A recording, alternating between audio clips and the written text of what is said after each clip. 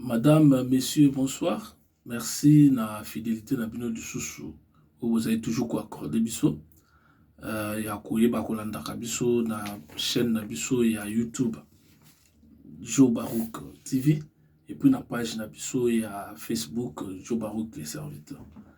Pour les autres, vraiment parce que information est dominée par investiture ya gouvernement ya Sama Lukonde. Et ça m'a qui lelo na Kinshasa devant le Parlement. Donc, investiture à salami pour la tout côté investiture à salami. Nombre de députés qui sur place. Donc, na tombe mouvement qui vraiment té. Si ba 10 heures wana ba to signer présence qui vraiment moukié. Ba to ba ya vraiment après des ba to ya moi mingi parce que militant il y a Union sacrée opposition. Il y a qui déjà, il y a qui voilà déjà, déjà chauffer déjà terrain.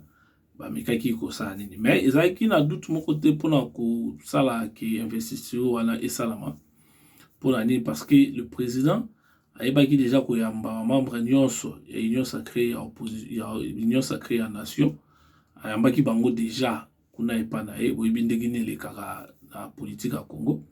Lorsque déjà bayambi bango bango nyonso nde bazalaki na ba eloko bango balingaka ba député na ba politicien mingi baza kuna ezaka lokumo bango balingaka yango nde balingai bamona.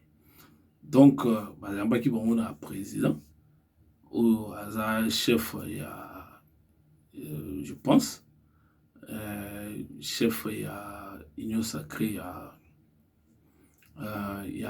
nation ce qui a chef na ngota autorité morale ndenge ekoma mo ekoma la Kinshasa en autorité morale. Donc bayambaki bango parce que ba décision déjà bandoro salama zaki na batum susu bandeko ba déjà ki bandeko menacer qui va voter contre investiture ya gouvernement Sama Lukonde. Donc il y a no moni ezaki vraiment un peu compliqué. Ya monaki président mais kaki ko rassurer bango parce que ce ko tali bien eza mingi bato bazana mingi bazawana eza kaka bato bazalaki na Kabila bango na kaka baza lisusu na actuel président. Donc ça laisse matière à réfléchir. Ça laisse matière à réfléchir.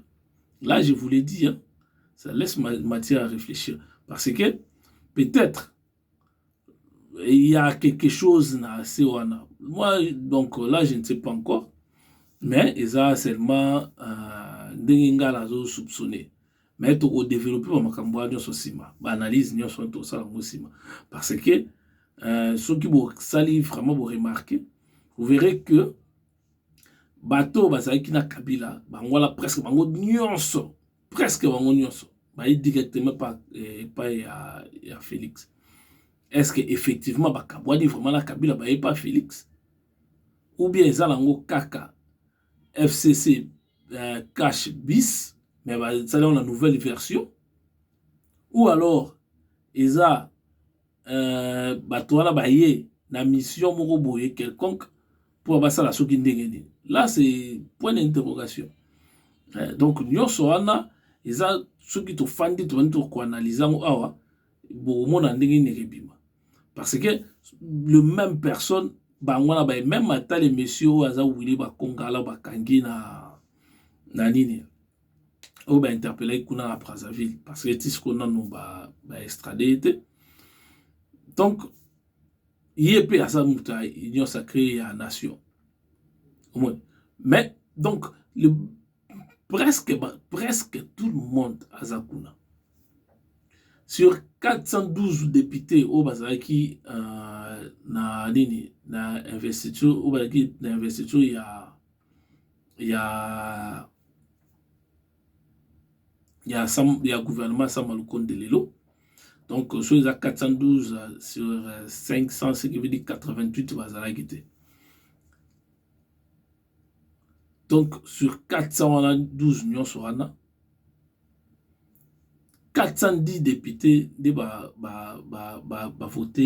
voter pour gouvernement. Donc, ce qui veut dire que bato na nyonso baza qui a 410 députés na nyonso baza bato ya union sacrée ya nation.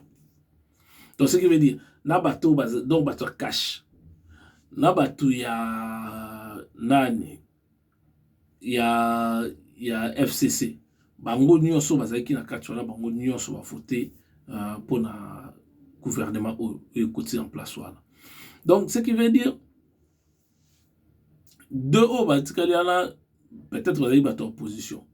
Détail wana na landiango formate. Mais tout ça s'est bien passé. Ndenge zalaki parce que ndenge zalaki déjà prévenu na auto ipsomo na ebandelique. Déjà zalaki na bango reçu par le président de la République. Donc oyo salamaki lelo ezalaki na ngokaka simple formalité parce que bazoya déjà ba instruction. Donc on peut appeler ça comme ça parce que tant déjà bato bakei lié ba meli sans respect à ba geste barrière bazo banga la banko to Covid telo mon côté donc yobi ke na Afrique so ke kuta la mo konti ozanga mbongo ya transporter donc bon à transport bazu na ba yebi sauter so bazo ki combien et puis réception wana balekisa ngo en direct na télévision nationale donc nyonso wana eza nyonso wana ba ingrédients oyo la kisake makambo eza ya changement eza na noté pour la sikoyo ou bien pour la lobby. Pour le moment l'actuel pouvoir résout que fandisa nano pouvoir na yango tala kuteza bato mususu ba député moko boba ba yaki ba biono.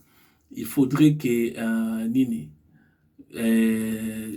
mandat ya actuel président et bandande jour donc bandande les jour investiture ya gouvernement ya sama le compte. Donc na habité après ce que vous savez que changement régime ça bon point d'interrogation. On va sur mon on a acte mais pour le moment il y a rien où ils ont l'accès que non il y a un changement. Bon, biso que to continuer na ni na biso passer wana to kotango sima na mukolo mususu to bandula ndaka ke évolution ya makambo nyonso malembe. Investisseur et salami sur 412 au bazaki présent 410 bandimi programme au ba présenter bango na gouvernement ya monsieur Sama Lukonde. Donc zui investiture bango donc bakoki kobanda musala bango déjà lelo ministre nyonso bakobanda déjà à partir à lelo remise et reprise déjà il faut banda pour que bango banda déjà bakota musala mais eza programme na bango eza programme moko ambitieux certes eza programme moko ambitieux plutôt mais malheureusement eza non chiffré. Les non chiffrés, chiffres exacts. Estimation au bango ba sali bazo évaluer gouvernement comme programme au nyos ba sali au ba pesi wana au ba pesi lelo. Programme au batangi liboso ya ba député. Et ça programme moko eza étalé na 3 ans. Donc tout bando compta partir lelo 2021, 2022, 2023. Donc ça a 3 années. Bah estimé en gros na 36 milliards de dollars. Et ça estimation. Parce qu'on évalue que non programme bon ba pesi ba makamyo so fo ba sala et ko 5 à 36 milliards de dollars. 36 milliards de dollars na 3 ans. Donc pesi ndeti 12 milliards de dollars pour na chaque année.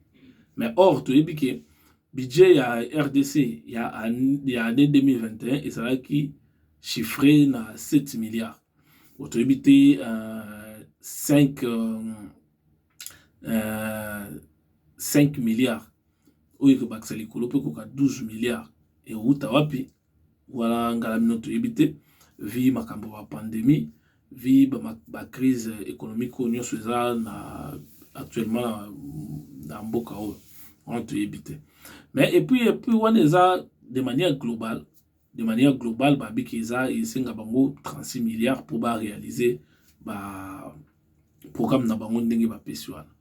Mais comment est-ce que va répartir nini ba financement wana? Chaque secteur, chaque programme et que soit combien, et c'est combien, et qu'on nécessite combien. Là, ils n'ont pas donné de chiffres. Comme d'habitude, na ba gouvernement ya Congo, ça va chiffreter. Kaka de manière globale, donc il accélère vraiment que c'est pour faire de beaux discours seulement. Voilà, tant population, non. Faut quand même que vous ayez éveillé. Faut avoir un esprit critique. Faut pas seulement que vous ayez non, tant babinam no oui, comme babinam no non, non, c'est pas comme ça. Lorsque le gouvernement a ce programme, certes, ils sont ambitieux, oui, mais ils sont chiffretés. Toi, l'amboka moko batu atanga basé belé parce que kuna mutu nyonso soit savant, mutu nyonso soit intellectuel, mutu nyonso soit yebi, mutu moko za médecin, ingénieur na construction, na aéronautique, na makamni nyonso. Hein? Mais c'est que lorsque comme makasiko likambu ya kosa makamu susu wane comme siko ba sentiment mutu komoloba. Moi ce que comme ba sentiment mutu komoloba. Or tant ba sentiment mutu komoloba côté mabeza la kayangwana. Donc, on va sentir comme le comme Ramabé, il faut que vous ayez un objectif. Pourquoi mes chiffres? Titre, il y a Nini. Il y a programme où on a construire un État fort, prospère et solidaire entre 2021 et 2023. Oui. Construire un État fort. La force d'un État est à la armée nango, na économie nango. Surtout sur le plan international. Force d'un État est à armée, na économie nango. Et on dit ça la kakebatu na libanda ya ba pays ba ko respecter respecter pays. Mais c'est que sur le plan économique, l'économie RDC, comment inexistant. Depuis des années, Premier ministre Nyonso Balekawana, Matata Ponyo Mibenga, l'homme de rigueur, Nzokande Mouyibi, trop bas. Mibenga, l'homme de rigueur, na boyi kotia connotation à Mouyibi parce que na boyi ke ezanini. Na retiré parole nangana ya Mouyibi. Na retiré ango là officiel na retiré parole nanga qui na bengi Matata Ponyo Mouyibi. Mais Matata Ponyo aya na l'homme de rigueur ma sala eloko mo côté ya rigueur na kata mboka na si ce n'est que ko kitisa les sous économie en mboka ko réduire batu sous kata pauvreté ko matisa sous nombre ba pauvres nombre ya ba difficulté les sous économiques na kata mboka. Il n'a rien construit. Mais pendant que na époque na ye croissance économique à pays qui a des chiffres. Donc, c'est-à-dire c'était 10 tilikolo. Mais il n'y a rien du tout aux populations bénéficiaires en gros, rien du tout. Si ce n'est que la misère. Rien du tout. C'est ça. Économie et banda kobeba depuis tilelo na minute de tobeta di solo bo économie na RDC et fonctionne à raté. Tellement beau que ça gangréné na corruption moko ya kosakana te. Ils ont gangréné na clientélisme. Pour n'amta ko investir. Aya kotisi dossier na ya ko investir pour appeler ça va congolais musala. Mais moutou azo a dossier ministre tina ba membre msuso ba na présidence so baza faut ba s'occuper na dossier wana bazo tuna bazo luka ke ba koma ba actionnaire na kati entreprise ya moutou oyo aye nango mais ye apporter loko mo côté. Par exemple, moi 1 million pour créer une entreprise, il y a 100 salariés ou 200 salariés, mais non, il faut comme actionnaire dans il y a avant que il y a autorisation à recréer ya recréer ni na mboka na biso. Comment est-ce que non nyo soit les salariés mboka moyen et avancé exacté mboka moyen avancé exacté donc mboka ezokende kaka toujours dans la situation ya bajara ndenge wana sikoyo omoni ke no ntango bato bazokende ndenge wana mboka ekokende te économie mpo ezala makasi il faut justice ezala justice ya solo so mboka elingi ezala makasi il faut justice ezala justice ya solo justice ezala justice ya clientélisme te justice ezala te parce que wana aza intel wana aza intel moyen batouche bango eza te wana kuna azosala boye wana kuna azosala boye moyen basala boye eza te non so justice eza kaka ezokende kaka justice moko ya deux poids deux mesures ezokende na des allures différents donc eloko mwa malonga ekosalama eza te donc force ya mboka ezalaka na armée na yango et puis na économie na yango armée il faut ezala armée moko républicaine c'est-à-dire armée il faut couper sa armée ba moyen eza kaka te ba moyen financier ou bien moyen matériel mais ba moyen aussi en homme sur le plan moral sur le plan ya éducation il faut que ba ko éduquer bato ba ko zala na kata armée faut yebelo ko ne osala na kata armée azana taka koti na kata armée te aza militaire te pona ko ba ko zala likolo ya ba population non aza wana mutazo futa eza population mutazo futa ye donc aza wana teke no po ye abanda ko sala soki ba makamnini non eza ndenge wana te eza bato misusu bango na kata armée wana soki ye akoti akoma mono ndike donc ye akomi danger donc au lieu ayebaki aza wana mpona koservir nation mpona koservir peuple ye aza wana akoma mono ye ndakomi donc après nzambe na président de la république na baministre wana ndani ekomi ye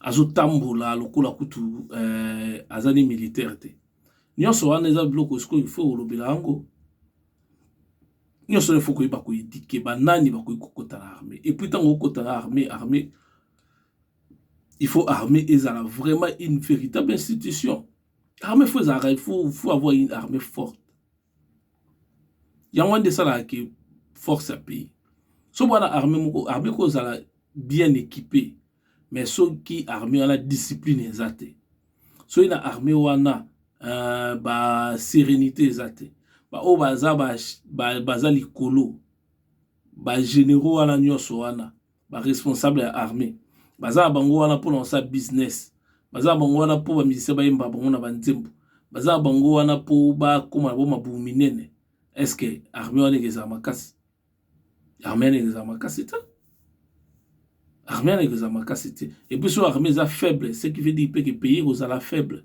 baorespecte yango te nano moni ntango tolobaki o non mboka kaka ndeti rwande non na barwande bana armée moko eza makasi baza mokie me bana armée moko makasi biso toza ebele mais armée na biso eza faible te parce que tozangi bato makasi non toala basoldat baza bavaillant soldat problème ezali baza affaibli par bachef na bango par leur hiérarchie nde moto ezokoaffaiblir bango ezokopesa bango bamoyen oyo ezali teke mpona koyeba kosala mosala na bango eza kotia bango na bacondition oyo te ezopermettre bango basala mosala na bango bien yango wana nde kote problème ezali mais tandis que soki batie bamoyen mpona armée batie babongisi économie ya mboka nde mboka ekoma makasi soki babongisi susu na justice ya mboka ekoma makasi donc yango wana totie mpona sur l'état fort sur le temps prospère il faut qu'on réorganiser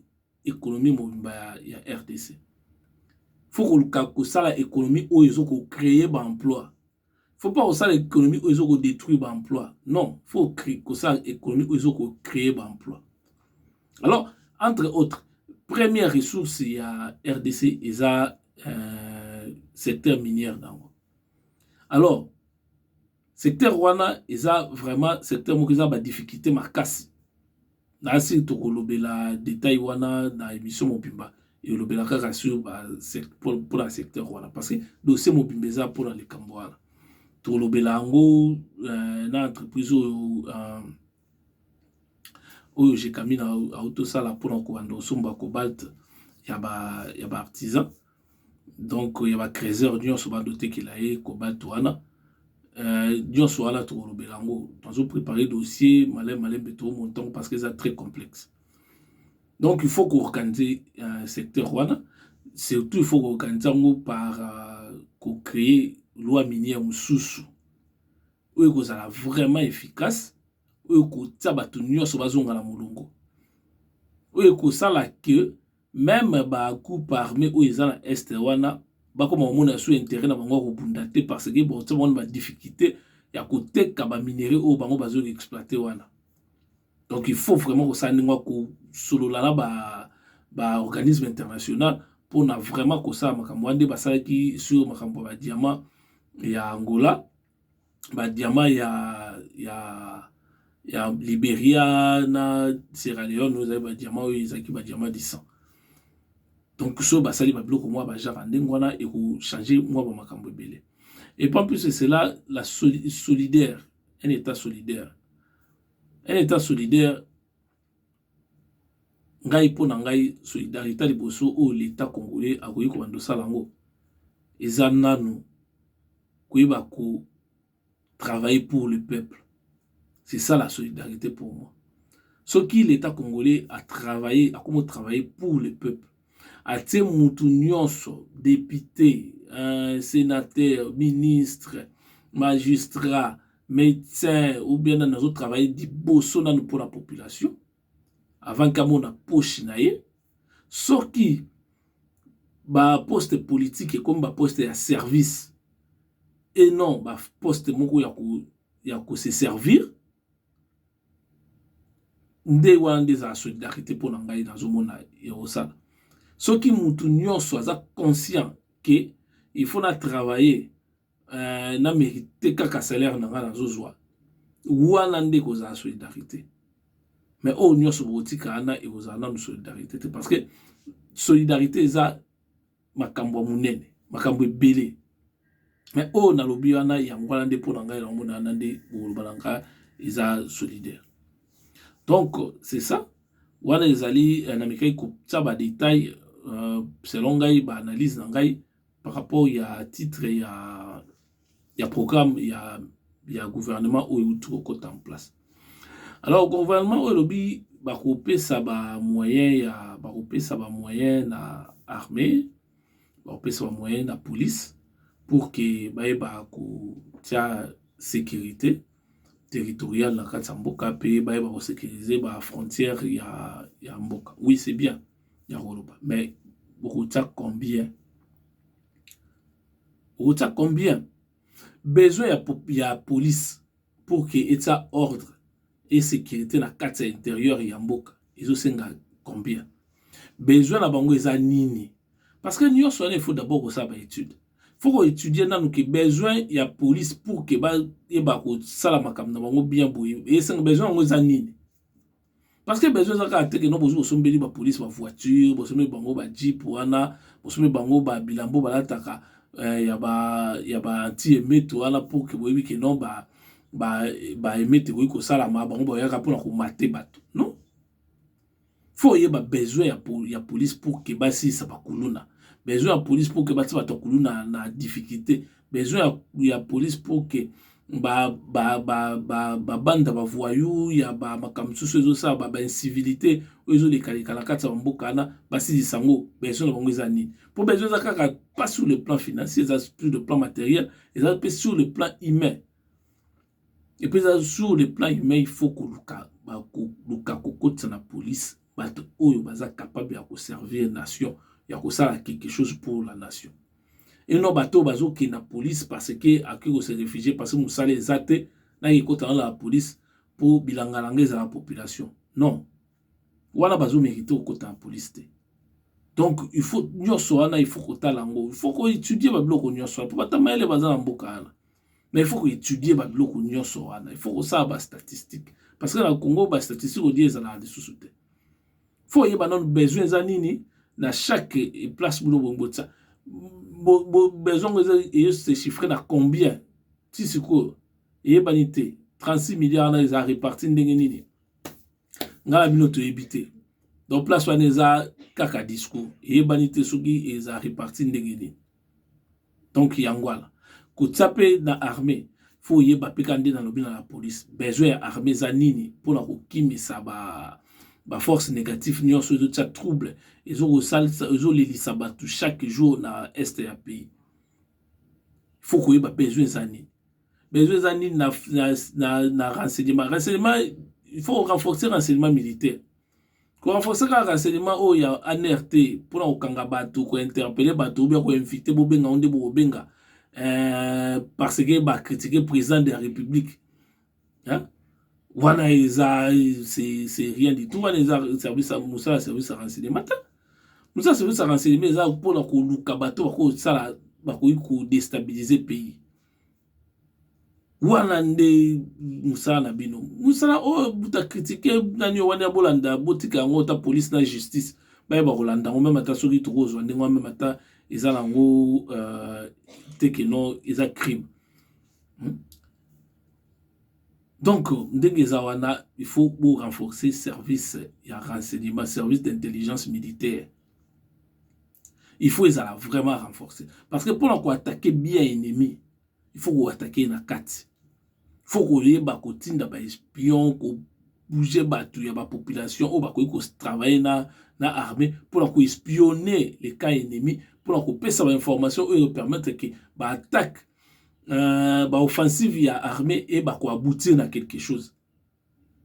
Et ça pardon et ba ko za pérenne et ba ko za kitan ba koti ba botoli place wana etikali bongo libela. Va progresser, va botoli, et tika bongo libela. C'est ça. Et puis, au la bongo combien, ngalabi notre éviter parce que, ba yebisi biso pété. Et puis, balobi de sous ko pesa ba moyen na ba province où ils ont défavorisé. Voilà pe torota là. Mais pour l'angai na monaka que ba province où ils ont défavorisé, pe eza question il y a volonté politique. Molando Lukango, les question de volonté politique. Parce que quand la province est défavorisée, na mwanda mbu ya ba recette ou ekotaka na kati ya ba province. So qui gouverneur a la volonté à kosala quelque chose pour ou ils ont la compétence na y tant que gouverneur. Pour la population, il y a province à Kosalango. Parce que ceux qui vont gouverner, parce que gouverner, même à va défavoriser. Mais ceux qui bunda pour gouverner, il y a place. Ce qui veut dire que ça, est-ce que va gouverner pour se servir ou bien pour servir la population? Ba gouverneur musala bango ezali baza ba prérogatif na bango o eza ki établi la loi o eza ba tâche ya gouverneur o eza ba tâche ya l'état central. Mais siko et pas il y a bananio et pas il y a ba gouverneur mingi basala ki côté bazana vraiment pour comment gouverneur à côté o province na ils ont défavorisé. Mais il y a Koti, a commis riche, a soumis ma pango, a soumis ma pango na Kinshasa, a soumis ma pango, a commis un bon belé. Les provinces les a défavorisé na ndengeni. Parce que si on a moukié au yazo na bekai koluka ko aider te mais ko remplir ba responsabilité na e, ba tâche na yo ba pesa ki. Comment la tête province les a bien province bon ko bando kota moukié. Mais na moukié wana so bozo ça na déjà quelque chose. C'est pour ça qu'on a quelque chose et que ça a déjà bien. Ma belle il y a ba politiciens, il y a ba congolais. Même attention le gouverneur Rwanda n'habite le gouverneur na Congo ba sala blo malamu parce que le gouverneur Congo ba sala blo malamu te. So le gouverneur meki ko sa témoin lo malamu. Kaka na entourage wana ya ba député provinciaux wana bango susu ba luka commettre ba ah donc ce qui veut dire que akomo zo mbongo il y a zoli abiso to zoli ate. Yo kana ba to mandi ba réfléchir ça. Dans un réfléchir na terme ya yé. Donc yo zo li abiso to liate. Ba réfléchir ça kaka ndengwa. Non ba réfléchir dans terme ya batu nyonso. Yango ande côté prom sous les aliana. Mais ba repesa bango combien ba rosala ndenge nini ba edo l'état repesa bango pour la ko ba répartition ya ba recette wana et ba doza ndenge nini. Voilà to éviter et a chiffré na combien ba pesi biso pe kakate. Donc moi to ba kutu ya lobezate tozo ba kaka pona loba mais ba chiffre ezate moi to ba ndenge ni ko sala ezate. Et puis ba ko pesa pe ba ko pesa pe ba moyen pa ba magistrat ou ba ko banda ko kende ko travailler en dehors il y a ba grande ville. Wana eza bien mais musala l'état eza musala l'état. Ce batindio na place à nous qui travailler comme un musala l'état, aux fonctionnaires à l'état, aux obligés au kendo sala. Mais batebele ba deviara kaka. Eza batebele ba la ba Kinshasa wana, ou bien la ba ville mususu minene. Lorsque batindie na kati kuna ate kuna okete mbongo ezate. O ke lo aliboso zo mbongo ezate. Habite no kuna okete po musala ya molongeza ngote te na okende te po mbongo ezate. Or musala l'état eza musala l'état. Musala l'état so batindio ok. Mais batebele ba préférer fanda na ye ake na ete azo aka salaire na ebimaka. Mais so l'état changer ba modalité. Akomi ko sala que batindi yo kuna ok so okende te mbongo no bando bimaka kuna ti mukolo mission no yesila. Wale ozala bien. Wana pe tokotala so ba osala ndenge nini. Wana nyonso wana nga nazo pesa kaka ba idée ba idée na ngai ya ba idée ya biso awa na nini na chaîne na biso ya YouTube pe na page na biso Facebook Joe Barouche les serviteurs na Joe Barouche TV et auto badosenga binobo misala vraiment mingi kolanda et puis eza lisusu na gouvernement lobeli lisusu makambo ya ba ya recensement. Bon, makambo recensement na il y a vraiment à boire et à manger parce que recensement esengaka temps ebele et puis ba moyen ebele eza estimé na combien on ne sait pas. Lorsque ba organisaka ba élection na Congo, élection Congo esengaka ba 2 milliards 3 milliards wana ezaka ba chiffre mo batsaka ana to ebite soki ezaka solo bien lokuta. Mais ce recensement esenga combien? Recensement na soki e coquille pour naza na doute makasi ke réussir et coquille ko réussir so babandi yango lobby. Donc lobby à mardi babandi yango les hommes ceux qui réussir sans relâche.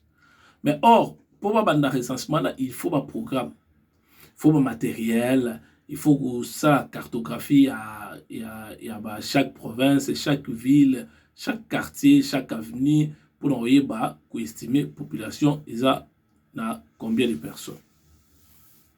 Mais quand on a le bélo comme boy, recensement là est à prétexte c'était pour la boy à organiser ba élection na 2023.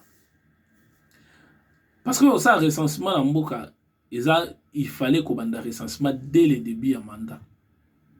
Parce que le recensement qu'on ben n'a pas 3 ans, 4 ans. Parce que déjà en mboka mon ne ba infrastructure exacte. Ce que infrastructure exacte le temps que bon bando kindala. Donc esenga ce qui va ingeza reçu, et ça une réussite. Il faudrait que batia ba moyen humain ya ndenge ya kosakalate. Faut qu'on sensibiliser batou vraiment. Donc batou ça les belé o ba ko kozala ke pour so batou ça belé. Une année c'est belé pour que recensement si là. So batou basé belé et puis batia avec la nouvelle technologie, so batou basé belé une année c'est belé pour que nini recensement si là. Na RDC. Et puis une année coûte na exagéré. Ceux qui baté batou ba moyen, baté batou. Avec la nouvelle technologie, les recensement cause aujourd'hui 1 mois, 2 mois, 3 mois PCD non. Parce que quand on va organiser l'élection, ndenge recensement va ko na mongo salon. Parce que on te batou, oui bien que non tout autant de personnes pour na quartier boye, pour la quartier boye. Autant de personnes pour la quartier, autant de personnes pour la quartier boye, chaque bateau va dire le même jour na quartier wana.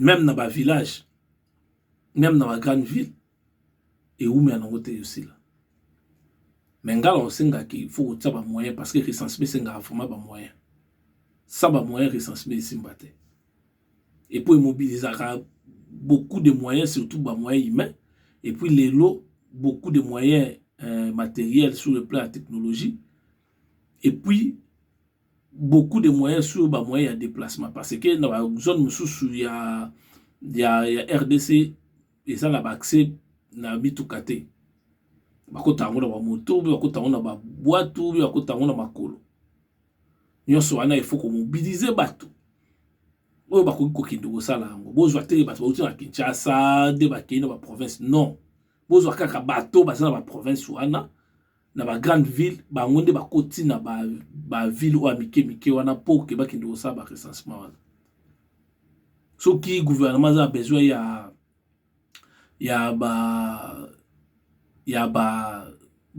aza na besoin ya baide na biso ya expertise na biso ya tokoyeba nde tokosala parce que kopesa idée ou bien koservir na eloko moko boye tokoboya te ndenge kobateke biso toza bato ya union sacrée ya nation ou bien toza bato opposition non toza wana mpona koservir mboka donc koservir mboka na nge ezali soki namoni eloko ya bien nalobi soki namoni eloko mabe nalobi critique moko constructif ezala te ke non naya critiquer seulement pour critiquer non on critique pour que gouvernement eba kotambola bien soka bimi libanda to belelier soka koti na kati to beteli maboko mais pour le moment toujours pesa programme de gouvernement ils non chiffré toujours batté soki ça mandengeni là c'est vraiment flou c'est comme d'habitude ça ka opaque de baloba bato linga ba français baloba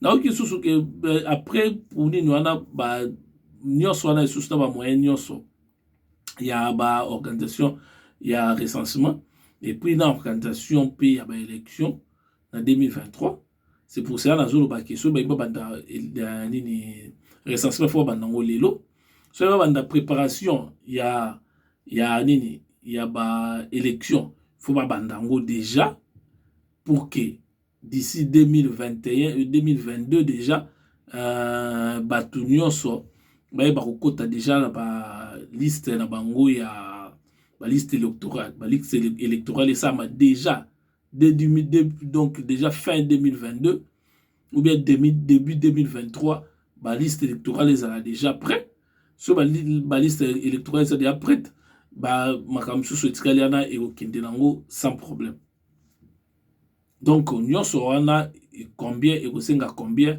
ba pesi biso ba chiffreté donc tozaka perplexe tozomona kaka ndenge tozomonela ana bayi bakosala ba nini réhabilitation ya ba infrastructure misusu réhabilitation ya infrastructure misusu Congo vraiment ezosenga eloko liboso ezosenga il faut basala banzela ba aéroport moi ba aéroport ezana noana oui parce que avion ti lelo ezaka cher na Congo parce que vie sociale na Congo eza très difficile.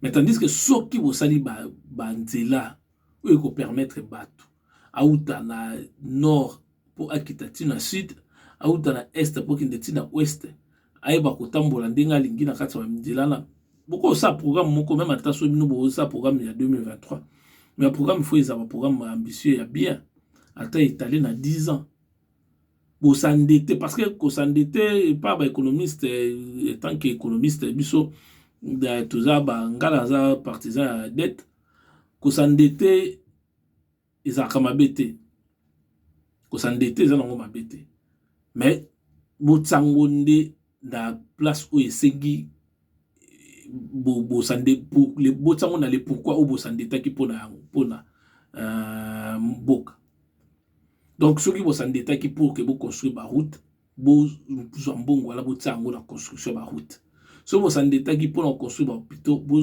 mbongo wala botsango na construction ba hôpital bokomona ke bénéfice ya endettement ekozala parce que so lelo kaka na Congo ba construire banzela makambo ebele ebonga yango moko wana ba nini conséquence il y a développement par voie routière et donc ce qu'a beau sali la route il y a mboka vous créer développement déjà parce que province où ça enclavé et au fond déjà et comme déjà désenclavé place où inaccessible comme accessible au moins place ba toi non ngo kindo fanda te ba kindo fanda ba ville comme botama place commerce msusu ezala kité commerce kindo kota ba ville ezobotama pouvoir d'achat entreprise comme créer mais pouvoir d'achat pe ya batu ezomata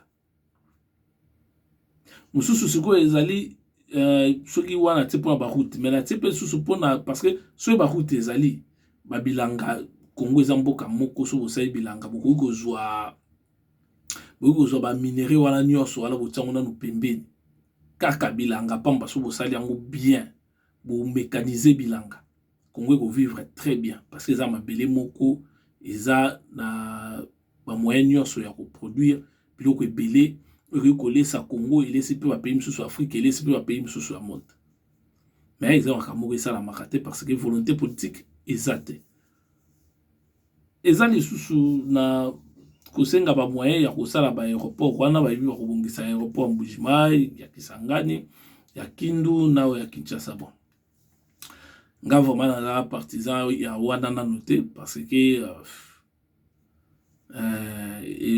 aéroport wana vraiment ezolobelanga na eloko te mpo na ngai le plus important osala yango na lobi na bino kosala ba route ça donne banzela oyo ya kokendela ba province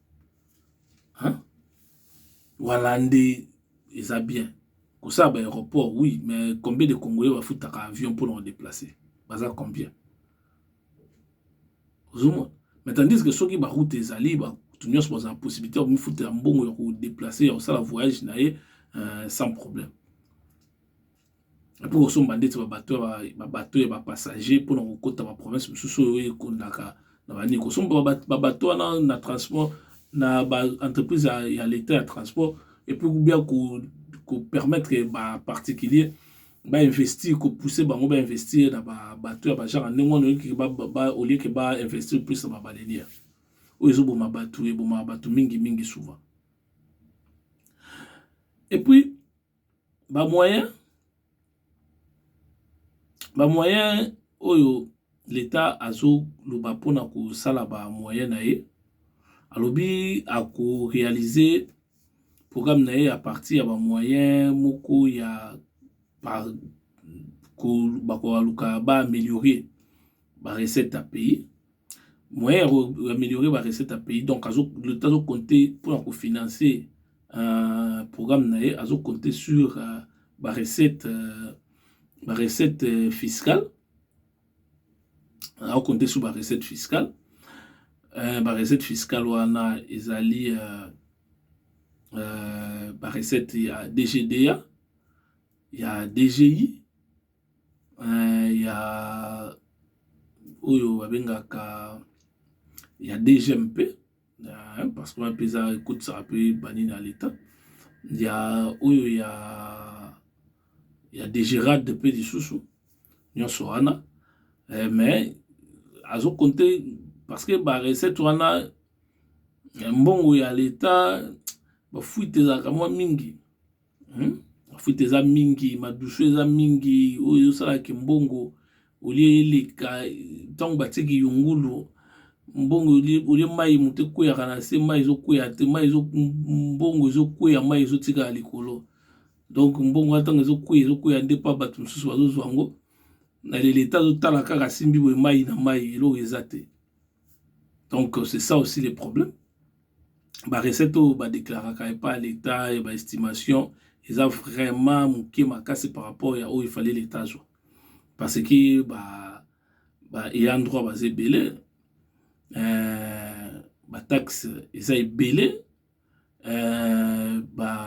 oyo babengaka badouane eza likolo or na économie balobaka so bataxe eleki ebele ebomaka lisusu bataxe trop d'impôt sur l'impôt donc bataxe impôt so eleki ebele bataxe eleki ebele esalaka efavorisaka tricherie wana eza baéconomiste nyonso bayebi yango efavorisaka tricherie bato ba corruption ekomaka facile parce que motu soki aza na mposa eloko eke moyen ezali te aolesa na ye moto aza besoin mbongo ye mpe atia na poche na ye mpo aide o mposa likambo wana eloko biso tozoboya yango wana tozotelemela yango.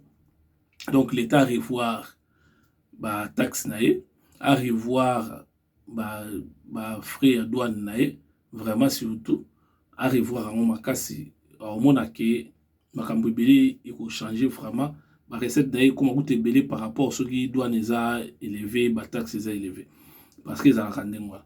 Bon, l'état azokonte mpe ki a informatiser chaîne ya dépense na ye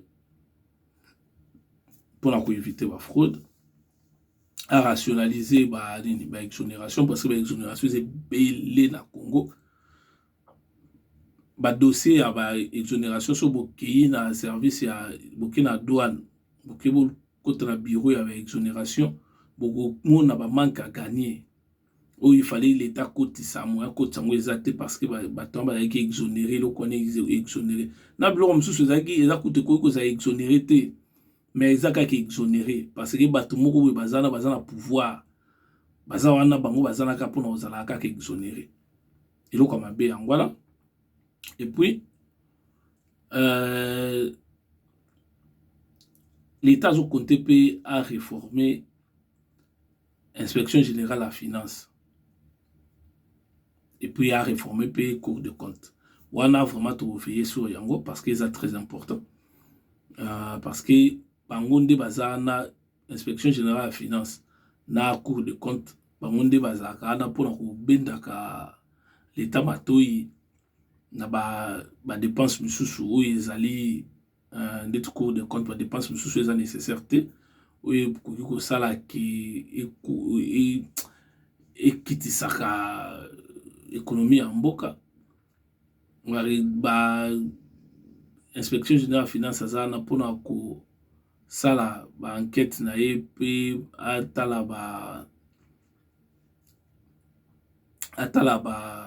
dépense ya entreprise et puis en plus de cela inspection générale de finance pe atalaka alandaka pe entreprise oyo mpona faut bafuta impôt na bango osala audit na entreprise mosusu mpona oyeba ke soki bazofuta impôt na bango na ndenge solo ou bien impôt bango bazodéclare eza lokuta yango omoni tozala dossier moko sur inspection générale de finance parce que inspection générale de finance eza ya lelo te eza depuis kala seulement que na Congo ekoma poste moko politisé. Or inspection générale de finance ekozala eza fonction publique donc jamais ekozala politisé. Donc c'est-à-dire inspecteur général oui qui est nommé par le président de la République mais sur proposition normalement est nommé par le président de la République sur proposition il y a ministre et la finance parce que hier a offert inspection générale de la finance ils ont fait partie de la fonction publique ministère de l'économie ministère de la finance et ministère du budget donc na 4 lignes mais il faut que ba pesa yango ndenge normalement ezalaka normalement inspection générale de la finance ezalaka autonome faut ba pesa yango autonomie na yango que salaka diligenta enquête na yango na ndenge bango bazomona basala likambo pona ko viser personne mais basala likambo pona ko rétablir éclairage na likambo boyo bango bazomona clarté pour que kangisa recette ya l'état ekota vraiment la poche ya l'état au lieu que kota na poche ya bateau ou bien eboaka na kati ba fenêtre. Donc c'est ça yango wana en gros tolingaki tolobela likambo ya gouvernement oyo. Bon gouvernement eza ba programme ya ambition de tolobi mais eza non chiffré donc toujours yebate ceux qui effectivement bakosala ndenge nini ngala bino non toyebite mais tokobandolandela toujours tokotika bango te tobandolandela bango toyebaka soki eza ndenge nini. Da remercier bino nyonso ndenge bolandi biso susu lelo et na remercier toujours bato bazopesa biso confiance na bato bazopesa biso ba information mpona kolobelela bazolemba te na kobunda mpona kopesa biso bainformation. Tokobanda ozala chaque weekend tokobanda osala direct moko na page na biso ya Facebook, mais wana ebanda ozala mingi kolobela sur le fait ya société. Bien soit tokobanda osala video totieli bino bavideo moko ya minute moke mpona ke tolekisaka weekend na biso na ndenge ya bien. Mais à chaque fois information ebanda ozala biso tobanda yana toujours mpona kopesa bino information. Tozala na kaka te mpona elengi ya koleka na baémission, mais ezala na mpona koédifie bino, mpona koyede bino ya kocomprendre certaines choses, mpona koyede bino ya sala baanalyse na bino mpe par rapport ya information moko boye. Biso tozala na mpona bino. Donc soki boza na bacritique bolemba te bokomela biso, soki boza na posa ya kobenga biso mpona kopesa biso bainformation mpe mpona makambo bokomela biso, topesa bino bacoordonnées plus topesa yango na privé, topesa bino bacoordonnées comme ça tokoki kopesa biso numéro na bino ya WhatsApp, so boza na libanda, so boza na Europe awa bokoki kopesa biso numéro na bino comme ça tokobenga bino. To remercier bato nyonso oyo bazokobunda butu mpe pokwa na mabondeli mpe na misala misusu pour que chaîne oyo ba toujours koavancer. To remercier bino bozolanda biso, bozolemba te na kolanda biso mpe opesa bino confiance na bino bolemba te. Soki nzambe azongi te tokokutana lisusu na baémission oyo ekoya. Donc bozala malamu, bobosana ba geste barrière te, bobosana ba teke kolata ba masque na bino parce que Covid-19 est vraiment bel et bien réel. Oyo baza na âge de se vacciner, bobanga te bokende kozwa vaccin, c'est pas un problème. Allez, ciao.